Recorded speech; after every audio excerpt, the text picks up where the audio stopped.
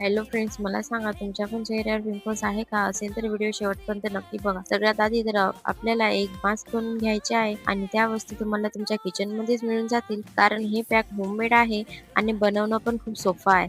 चला तर सांगते. आधी घेतलं मी 2 चम्मच बेसन, अर्धा चम्मच हळद, आणखी 1 चम्मच शहद.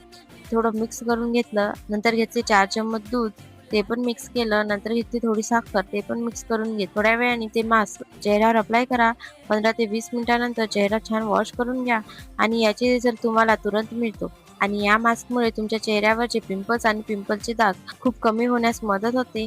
तुम्ही हे मास्क हप्त्यातून 2 वेळा लावा. तुम्हाला रिझल्ट नक्कीच दिसेल. चला तर हे सगळं झाल्यावर घरातली पटापट कामे करून घेतली. आम्हाला आज जायचं होतं बाजारात. बाजारात तर खूप गर्दी होती. पटापट भाजीपाला घेतला आणि आलो आम्ही घरी. भाजीपाला फ्रीजमध्ये ठेवायची ड्युटी तर यांचीच असते, कारण तिकडून यायला खूप उशीर होतो. 9 ते 10 वाजून जाते. मग पटकन स्वयंपाक वगैरे करायला लागते. आणखी आज आणलं होतं चिकन. छान चिकनची भाजी वगैरे केली, जेवण वगैरे केलं. चला तर भेटूया उद्याला एका नवीन ब्लॉग सोबत आणि अशाच व्हिडिओसाठी मला फॉलो करायला विसरू नका. Bye bye.